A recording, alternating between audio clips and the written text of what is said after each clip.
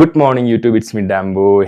Guys, ബദ്രിനാഥിലെത്തിയിരിക്കുകയാണ് സുഹൃത്തുക്കളെ. ഇന്നലെ രാത്രി നമ്മൾ ബദ്രിനാഥിൽ വന്നു. ഡയറക്റ്റ് ഡേ 5 ഡേ 6 സ്വിച്ച് ചെയ്തു. ഡയറക്റ്റ് ഡേ 5 ഡേ 7 സ്വിച്ച് ചെയ്തു. കാരണം ഡേ 6 ഫുള്ള് നമ്മൾ ട്രാവൽ ആയിരുന്നു. രാവിലെ 8 മണിക്ക് അവിടെ നിന്ന് ഇറങ്ങിയിട്ട് ഇവിടെ വന്നപ്പോൾ 9 മണിയായി. 13 മണിക്കൂർ എടുത്ത് നമ്മൾ ട്രാവൽ ചെയ്യാം. ആക്ച്വലി മാപ്പിൽ 6-7 അവേഴ്സും എത്തും എന്നാണ് കാണിച്ചിരുന്നത്. പക്ഷേ നമ്മൾ ഇടയ്ക്ക് നിർത്തി ഫുഡ് കഴിക്കാനൊക്കെ കുറച്ച് നിർത്തി. നമ്മളിങ്ങനെ കുറേ ചുരം കയറിയാണ് വന്നത്. അപ്പോൾ നല്ല ഹൈറ്റ് കയറിയാണ് വന്നത്. അപ്പോൾ വണ്ടിക്ക് കുറച്ച് റെസ്റ്റ് കൊടുക്കാൻ വേണ്ടിയിട്ട് നമ്മൾ വണ്ടി ഇടയ്ക്ക് കുറച്ച് നിർത്തിയിട്ടായിരുന്നു. പിന്നെ നമ്മൾ 2 തവണ കുറച്ച് ബ്ലോക്കിൽ വിട്ടു. 2 തവണ ഒരു ബ്ലോക്കിൽ വിട്ടു. ഒരു വട്ടം കുറച്ച് വഴി മോശമായതുകൊണ്ട് വണ്ടികൾ കയറി പോകാൻ കുറച്ച് ബുദ്ധിമുട്ടുള്ളൊരു സ്ഥലം വന്നായിരുന്നു. അപ്പോൾ അവിടെ ബ്ലോക്ക് വന്നു.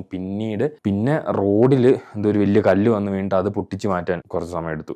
ഒരു 13 മണിക്കൂർ നമ്മൾ കാറിൽ ട്രാവൽ ചെയ്താണ് വന്നത്. അതുകൊണ്ട് ഇന്നലെ വ്ളോഗൊന്നും എടുത്തില്ല. പിന്നെ പറയേണ്ട ഒരു കാര്യമുണ്ട്. ഇന്നലത്തെ വരുന്ന വഴിക്കുള്ള വ്യൂ. നമ്മൾ വന്നത് കേദാർനാഥിൽ നിന്ന് ജോഷിമഠ് വഴിയാണ് ബദ്രിനാഥിലോട്ട് വന്നത്. മോനെ, ജോഷിമഠ് വഴി വരുന്ന സ്ഥലത്തെ ആ വ്യൂ, എനിക്കത് അതൊക്കെ ഞാൻ എങ്ങനെയാ എക്സ്പ്ലെയിൻ ചെയ്യേണ്ടത്? ആ വ്യൂ ഒക്കെ ഞാൻ എത്രയാന്ന് പറഞ്ഞാൽ ഞാൻ വീഡിയോ എടുക്കും. അതിൻ്റെ 250 കിലോമീറ്റർ ആണെന്നതിൽ കംപ്ലീറ്റ് വ്യൂ എന്ന് പറഞ്ഞാൽ അതൊക്കെ കണ്ടു കഴിഞ്ഞിട്ടുണ്ടല്ലോ നമുക്കിങ്ങനെ വരുന്ന ഫീൽ എന്താണെന്ന് അതെങ്ങനെ ഞാൻ പറഞ്ഞു തരുന്നത്? അമ്മാതിരി വ്യൂ. ഫുള്ള് മലനിരകൾ, താഴ്വാരങ്ങൾ, ചെറിയ ചെറിയ അരുവികൾ, വെള്ളച്ചാട്ടങ്ങൾ, വലിയ വലിയ വെള്ളച്ചാട്ടങ്ങളല്ല, കുഞ്ഞി അരുവികളിലെ വെള്ളച്ചാട്ടങ്ങൾ. കാട്ടിനകത്തൂടെ നമ്മൾ വന്നത്. ഒരുപാട് കാഴ്ചകളുണ്ടായിരുന്നു. അതിൽ ഒരു സ്ഥലത്തെ മാത്രം നമ്മൾ ആ വ്യൂ നിങ്ങളെ കൂടെ കാണിക്കണം എന്ന് എനിക്ക് തോന്നിയ ഒരു സ്ഥലം ഉണ്ടായിരുന്നു. ആ സ്ഥലം എല്ലാം നിങ്ങളെ കാണിക്കണം എന്ന് എനിക്കുണ്ട്. പക്ഷേ നമ്മളവിടെ ഇറങ്ങി കുറച്ചു നേരം നിന്ന് കണ്ടത് ഒരു സ്ഥലത്ത് മാത്രമേ ഉള്ളൂ. ആ സ്ഥലത്തെ വ്യൂ നിങ്ങൾ പോയി കണ്ടിട്ട് വാ.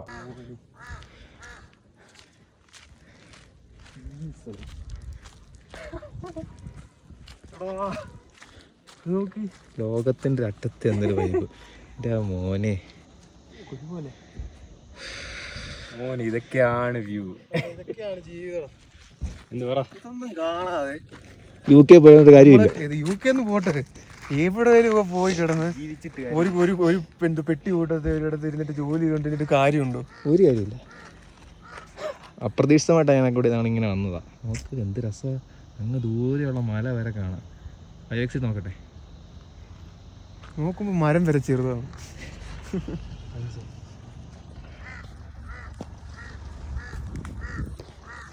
ഇതാണ് എവിടെ നിന്ന് എങ്ങോട്ടുള്ള സുന്ദരം. ഇത് നമ്മുടെ കേദാർനാഥ് ഒരു 70 കിലോമീറ്റർ. കേദാർനാഥ് നിന്ന് പോട്ടണ്ട.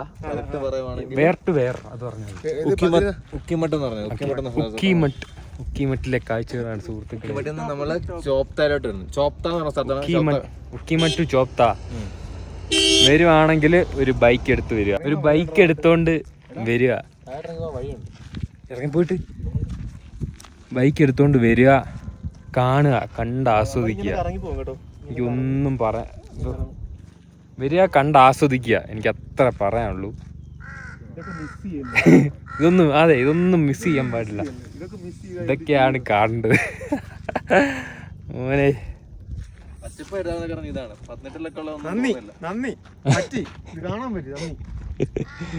വെറുതെ അല്ല കേട്ടോ യാത്ര പോകുന്നവർ. യാത്രകളൊന്നും നടത്താത്ത സോ അഡിക്റ്റീവ്. ഇതൊക്കെയല്ലേ കാണുന്നത്. പിന്നെ എങ്ങനെ യാത്ര പോകാതിരിക്കും? ഒരിക്കലും നിർത്താൻ തോന്നില്ല. ഞാനതാ വന്ന വഴിക്ക് ആലോചിച്ച് ആ വ്യൂ ഒക്കെ കണ്ട് വന്ന വഴിക്ക് ഇതല്ല ഒരുപാട് സാധനങ്ങളുണ്ടായിരുന്നു. വഴി അങ്ങോട്ട് ചെല്ലും തോറും കാഴ്ചകളുടെ ഭംഗി കൂടി വരിക. ഇത്ര നേരം നമ്മൾ വിചാരിച്ചു വന്ന വഴിക്ക് കണ്ടതാണ് സൂപ്പർ സാധനമാണ്. ഇനിയിപ്പോൾ നമ്മൾ വിചാരിക്കുന്നത് ഇതാണ് സൂപ്പർ സാധനം. ഇനി അങ്ങോട്ട് ഇരുമ്പോൾ ഇതിലും സൂപ്പർ സാധനം കിട്ടുമായിരിക്കും. നമ്മളൊരു കട സാധനം വാങ്ങിച്ചിട്ട് അപ്പുറത്തെ കടയിൽ ഇതിനൊക്കെ വില കുറച്ച് കിട്ടുമെന്ന് പറയുന്ന പോലെ ഓരോ വളവ് കഴിയുമ്പോഴും കാഴ്ചകൾ എന്താണ് അതിമനോഹരമായിക്കൊണ്ട്. അതെ, മനോഹരത്തിനപ്പുറം വേറെന്തെങ്കിലും വാക്കുണ്ടെങ്കിൽ അതായിക്കൊണ്ടിരിക്കുകയാണ്. റൂമിൻ്റെ കാര്യം പറയാൻ വയ്യ കേട്ടോ. റൂം കാണിച്ചു തരാം. ഇത് നോക്ക്, നല്ല സ്പേഷ്യസ് ആയിട്ടുള്ള നമുക്ക് ഒരു ഡബിൾ ബെഡും ഒരു സിംഗിൾ ബെഡും ഉണ്ട്. പിന്നെ പുറത്തേക്ക് നല്ല വ്യൂ ഒക്കെ കിട്ടുന്നുണ്ട്. നോക്ക്, ക്യാമറ കിട്ടുന്നുണ്ടോ? അവിടെ നല്ല മഞ്ഞുമലയൊക്കെ കാണാമായിരുന്നു. പുറത്തേക്ക് നല്ല മലയും കാര്യങ്ങളൊക്കെ ആയിട്ട് നല്ല വ്യൂ ഉണ്ട്. പിന്നെ വാഷ്റൂം കാണിച്ചുതരാം. നല്ല വലിപ്പമുള്ള വാഷ്റൂമിൽ നിന്നുണ്ട് ഗൈസ് പുറത്തേക്ക് വ്യൂ. നമുക്ക് മലനിരകളും പുറത്തെ ആൾക്കാരെല്ലാം കണ്ടുകൊണ്ട് അപ്പിയിട്ടുകൊണ്ടിരിക്കുക. ഈ റൂമിന് 1000 രൂപ ആയിട്ടുള്ളൂ. 3 പേർ കൂടെ 1000 രൂപ ആയിട്ടുള്ളൂ. 3 പേർക്ക് കൂടെ 1000 രൂപ ആയിട്ടുള്ളൂ. രാവിലെ കഴിക്കാൻ ആലു പൊറോട്ടയും മിക്സഡ് ഫ്രൂട്ടോ മിക്സഡ് വെജിറ്റബിളോ എന്തോ അച്ചാർ. ഈ രാവിലെ തന്നെ എങ്ങനെയാണ് ഈ അച്ചാർ അടിച്ച് കയറ്റുന്ന ഇവന്മാര്? ഇവിടെ ഒരു നല്ല ലാൻഡ്സ്കേപ്പ് എന്തോ പണിയാണ് ഗൈസ്. ഫുള്ള് കംപ്ലീറ്റ് ആയിട്ടില്ല, എന്നാലും പണിയുന്നുണ്ട്. ഇവിടെ കേദാർനാഥിനേക്കാൾ കുറച്ചുകൂടെ ഡെവലപ്ഡ് ആണ്. കാരണം കേദാർനാഥിലോട്ട് റോഡ് കുറച്ച് സീനാണ്. ഇവിടെ അമ്പലത്തിന്റെ അടുത്ത് വരെ വണ്ടി വരും, ആ ഹൈവേ ഉണ്ട്, അമ്പലത്തിന്റെ അടുത്ത് വരെ ഹൈവേ ഉണ്ട്. സോ ഇവർക്ക് ഇവിടെ കുറെ നല്ല കൺസ്ട്രക്ഷൻസ് കാര്യങ്ങളെല്ലാം കുറച്ചുകൂടെ ബെറ്റർ ആയിട്ട് ചെയ്യാൻ പറ്റും. നല്ല രീതിയിൽ നല്ല ടൗൺ പോലെയാണ് ഈ ബദ്രിനാഥ് അമ്പലത്തിന്റെ അടുത്തുള്ള സെറ്റപ്പുകൾ. ഇവിടെ കുറച്ച് ഇഷ്ടപ്പെട്ടു കേട്ടോ. നോക്ക്, കേദാർനാഥ് ഇത്ര ക്ലൗഡ് സംഭവങ്ങളൊന്നും ഇത്ര ക്ലോസ് ഫീൽ ഇല്ല. ഇവിടുത്തെ മലകളൊക്കെ നോക്ക്, മേഘങ്ങളും കാര്യങ്ങളെല്ലാം നല്ല കുറെ കൂടെ ഭയങ്കരമായിട്ട് അടുത്തുള്ള പോലെ ഫീല്. പിന്നെ നമുക്കിപ്പോ അമ്പലത്തോട്ട് കുറച്ച് നടക്കാനുണ്ട്. വേറൊരു കാര്യം പറയാൻ പറഞ്ഞു, ഇവിടുത്തെ തണുപ്പ്. കേദാർനാഥ് ഇത്ര തണുപ്പ് നമുക്ക് ഫീൽ ചെയ്തില്ല കേട്ടോ. ആക്ച്വലി കേദാർനാഥ് ആണ് ഹൈറ്റ് കൂടുതൽ, 3500-4000 മീറ്റർ എന്തോ സീ ലെവലിൽ നിന്ന് ഹൈറ്റ് ഉണ്ട്. ഇവിടെ ആണെങ്കിൽ 3300 ഉള്ളതാണ് ഗൂഗിൾ പറഞ്ഞത്. പക്ഷെ നമുക്ക് ഇവിടെ ഹൈറ്റ് കൂടുതലുള്ള പോലെ ഫീൽ ചെയ്യുന്നു. കാരണം ഭയങ്കര തണുപ്പും. ഇവിടുത്തെ തണുപ്പ് സഹിക്കാൻ പറ്റുന്നില്ല. അവിടെ ഞങ്ങൾ തണുത്ത വെള്ളത്തിലൊക്കെ കുളിച്ചിട്ടുണ്ട് കേദാർനാഥ് വെച്ച്. ഇവിടെ അത് പറ്റുന്നില്ല, ഇവിടെ ഒട്ടും പറ്റുന്നില്ല. ഭയങ്കര തണുപ്പ്. ഇതാണെന്ന് തോന്നുന്നു ഇവർ ഇവിടെ പണിയാൻ പോകുന്ന ലാൻഡ്സ്കേപ്പ്. ഞാനിപ്പോൾ കാണിച്ചു തന്നില്ലേ, ഇങ്ങനെയാണ് ഇവിടെ. ഇതാണ് അവര് പണിയാൻ ഉദ്ദേശിക്കുന്നത്. ഈ സംഭവം പണിയെല്ലാം കഴിയുമ്പോൾ ആ ഫോട്ടോയിൽ കണ്ട പോലെ ആവും. ഇവിടെ കുറെ കടകളുണ്ട് കേട്ടോ, തുണിക്കടകളൊക്കെ ഒരുപാട് കടകളൊക്കെ ഉണ്ട്. നല്ല കേദാർനാഥിനെക്കാട്ടിലും ഇവിടെ ഇഷ്ടപ്പെട്ടു കേട്ടോ. മറ്റേത് കുറെ കൂടെ ടാസ്ക് ആണ്, മണ്ടയ്ക്കൊക്കെ വരഞ്ഞ് കയറി പോയി. അതിന് അതിൻ്റെതായിട്ടുള്ള ഒരു രസം, ചലഞ്ചിങ് സെറ്റപ്പ് ആണ്. ഇവിടെ കുറച്ചുകൂടെ ഇങ്ങനെ സമാധാനത്തിൽ അങ്ങനെ പോകാനുള്ള ഒരു സെറ്റപ്പ്. ഗൈസ്, ബ്ലൂടൂത്ത് സ്പീക്കർ ഒക്കെ ആയിട്ടിരിക്കുന്ന സന്യാസിമാർ സെറ്റപ്പ് തന്നെ. ഇവിടെ രാവിലെ 4 മണിക്ക് കടയാണ് അമ്പലം തുറന്നിട്ട് 12 മണിയാകുമ്പോൾ അടയ്ക്കും. ഇപ്പൊ 11 മണിയായി. ഇവിടെ നല്ല ക്യൂ ഉണ്ട്, അതുണ്ടോ നമുക്ക് നല്ല ക്രൗഡ് ഉണ്ട്. 12 മണിക്ക് അടച്ചു കഴിഞ്ഞാൽ 3 മണിയാകും തുറക്കണമെങ്കിലും. ഗൈസ്, ഇവിടുത്തെ ഐതിഹ്യം എന്താണെന്ന് വെച്ചാൽ നമ്മുടെ ചെറുക്കൻ പറഞ്ഞുതരും. ചെറുക്കൻ രാവിലെ മെറ്റ എയോട് ബദ്രിനാഥിലെ ഐതിഹ്യം ചോദിച്ചായിരുന്നു. എടാ മോനെ, എന്റെ വ്യൂവേഴ്സിന് ബദ്രിനാഥിന്റെ ഐതിഹ്യം പറഞ്ഞു കൊടുക്കുന്നു. ഇവിടെ മഹാവിഷ്ണു 1000 വർഷങ്ങൾ തപസ്സിരുന്ന സ്ഥലമാണ്. അപ്പം ഇവിടുത്തെ ക്ലൈമറ്റ് ഭയങ്കര ഹാഷ് ക്ലൈമറ്റ് ആണ്. അപ്പൊ ദേവി ഒരു വൃക്ഷരൂപം, ബെറി ട്രീ എന്നാണ് കാണിക്കുന്നത്.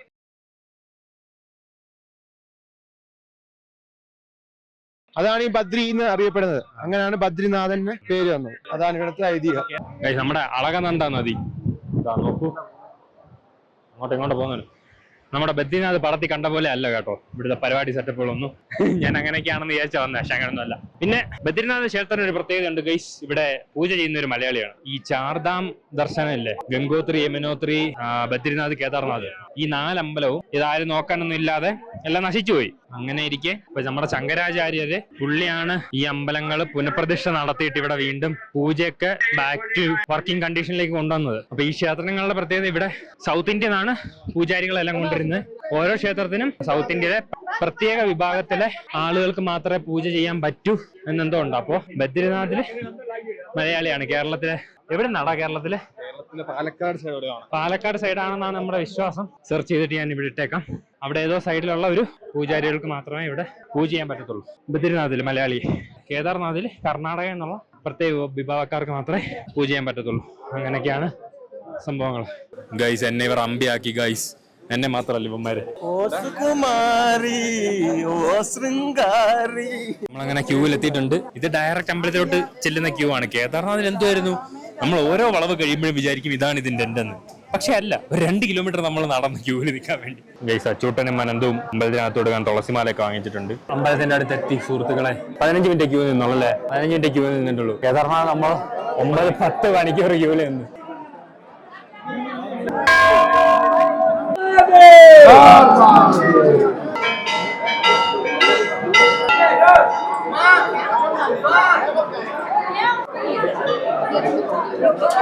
രക്ഷപ്പെട്ട് നമ്മള് അടയ്ക്കുന്നതിന് മുന്നേ കയറി. ഇനിയൊന്നും പേടിക്കാനില്ല. നമുക്ക് അമ്പലം അടച്ചായിരുന്നെങ്കിൽ നമ്മൾ വൈകുന്നേരം വരെ ഇവിടെ നിന്ന് കണ്ടിട്ട് പോകുമ്പോൾ ഒരു സമയമായതിന് നമുക്ക് പെട്ടെന്ന് പോവാം. അങ്ങനെ ബദ്രിനാഥ് ദർശനം കഴിഞ്ഞു.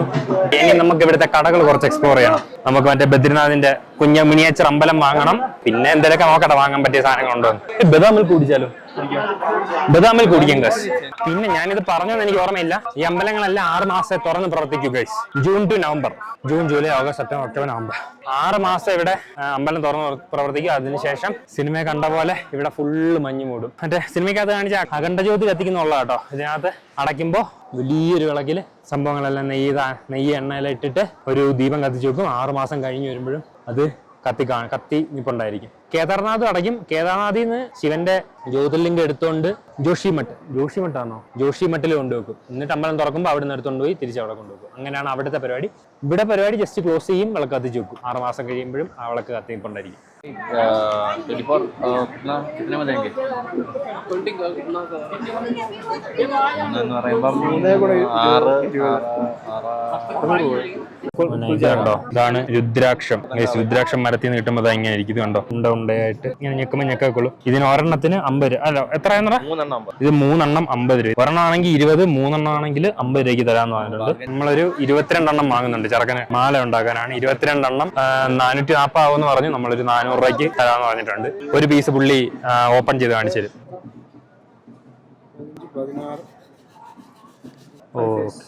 ഓക്കെ. പൊളിച്ച് കഴിയുമ്പോ ഇങ്ങനെ കിട്ടും. 5 ഫേസ് ഉണ്ട് ഇതിന്. 1, 2, 3, 4, 5 പഞ്ചമുഖി രുദ്രാക്ഷം.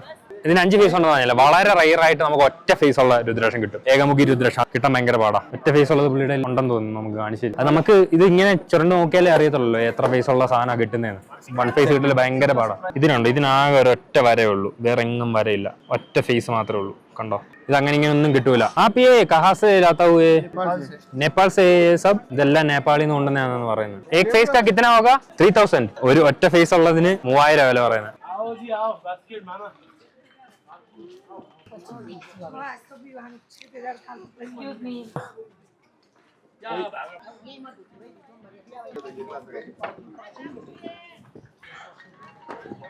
സാധനം കിട്ടി. ബദ്രിനാഥ് അമ്പലത്തിന്റെ മിനിയേച്ചറും കിട്ടിയിട്ടുണ്ട്. അപ്പോൾ നമ്മൾ വന്ന കാര്യം മൊത്തം കഴിഞ്ഞിരിക്കുകയാണ് സുഹൃത്തുക്കളെ. അമ്പലം കണ്ടു, സുവനീറായിട്ട് അമ്പലത്തിന്റെ മിനിയേച്ചറും വാങ്ങി. 50 രൂപയുള്ളൂ കേട്ടോ. നമ്മൾ കേദാർനാഥിന്റെ വാങ്ങിയത് 50 രൂപയുള്ളൂ. ഇതും 50 രൂപയുള്ളൂ. ഗൈസ്, ചെറുക്കൻ ആൾക്കാരുടെ കൊട്ട എടുത്ത് നോക്കാൻ പോവാ ഇത്ര ഭാരം ഉണ്ടെന്ന്.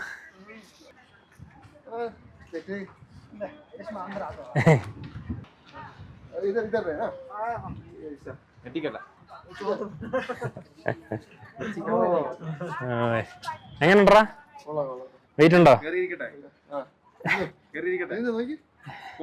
ഇവിടെ നമ്മള് കേദാർനാഥിൽ നിന്ന് കണ്ടപ്പോഴേ ചെറുക്കന് ഈ സാധനം പൊക്കി നോക്കണമെന്ന് ആഗ്രഹമുള്ളായിരുന്നു. ഇതിനകത്താണ് ഒരാൾക്കാരെ വെച്ച 25 കിലോമീറ്റർ കയറി പോന്നെ.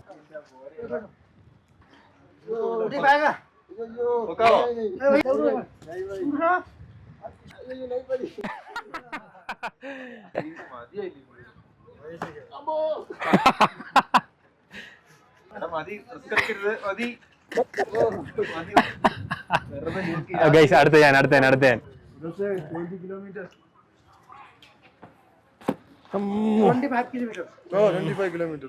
അയ്യോ, കൊട്ടയ്ക്ക് തന്നെ മുടി വെയിറ്റടാ. ഇങ്ങനെയാണ് ആൾക്കാരെ കൊണ്ടുവന്നല്ലേ. ഞാൻ പൊക്കാൻ നോക്കിയാലേ. അച്ചൂട്ട, നിനക്ക് എത്ര കിലോ ഉണ്ട്? 62. പോടാ, നിനക്ക് എത്ര കിലോ ഉണ്ട്? ഞാൻ ഒന്ന് പൊക്കാൻ നോക്കട്ടെ. അമ്മേ, എടാ ഇരിക്കാൻ പറ്റൂല. കേറിക്കേ. അയ്യോ പറ്റൂല.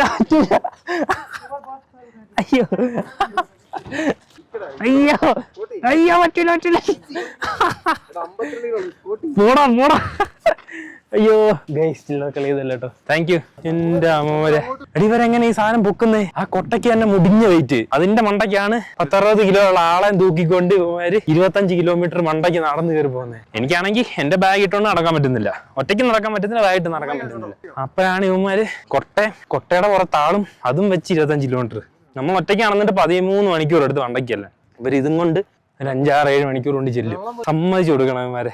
ആ പയ്യന്റെ കാര്യം ആലോചിച്ചു. അവൻ 16-ാമത്തെ വയസ്സിൽ തുടങ്ങി. 16 വയസ്സിൽ അവൻ ആളെ ചുമ്മാൻ തുടങ്ങി. അതൊന്ന് ആലോചിച്ച് നോക്ക്, കൊച്ചു പയ്യൻ. അതെ, 16-ാമത്തെ വയസ്സിൽ നമ്മളവിടെ സിപ്പപ്പും ബോണ്ട നിന്ന് നടക്കുമായിരുന്നു അവിടെ. 16-ാമത്തെ വയസ്സിൽ ഇവിടെ ഓരോ പയ്യന്മാര് 10-60 കിലോ ചുമ്മി മല മണ്ടക്കി കയറ്റുന്നു. സമ്മതിക്കണം. എല്ലാം ഓരോരുത്തർ അവസ്ഥയാണ് ഗൈസ്. അതുകൊണ്ട് എന്ത് ചെയ്യാ, B grateful four what you have. ഉള്ളത് വെച്ച് നിങ്ങളാ കഴിയുന്ന കാര്യങ്ങളൊക്കെ ചെയ്യാം. ഗൈസ്, അപ്പോൾ നമ്മൾ നേരെ ഇനി ഡൽഹിക്ക് പോവാണ്. നമുക്ക് കുറെ സ്ഥലത്ത് കറങ്ങണമെന്ന് പ്ലാൻ ഉണ്ടായിരുന്നു. നൈനിറ്റാൽ, വാലി ഓഫ് ഫ്ലവേഴ്സ് എല്ലാം പോകണം എന്ന് പ്ലാൻ ഉണ്ടായിരുന്നു. പക്ഷേ അപ്രതീക്ഷിതമായിട്ട് നമ്മൾ കേദാർനാഥിൽ 2-3 ദിവസം കൂടുതലെടുത്തു. സോ നമ്മൾ ഇനി തിരിച്ച് നേരെ എയർപോർട്ടിലേക്ക് പോവുകയാണ്. ഇനി ഒരു 500 കിലോമീറ്റർ പോകാനുണ്ട്. അത്രേ ഉള്ളൂ. അപ്പോൾ ഇന്നത്തെ ബദ്രിനാഥ് വ്ളോഗ് ഇവിടെ ക്ലോസ് ചെയ്യാണ്. അപ്പോൾ ഓക്കെ, ബൈ.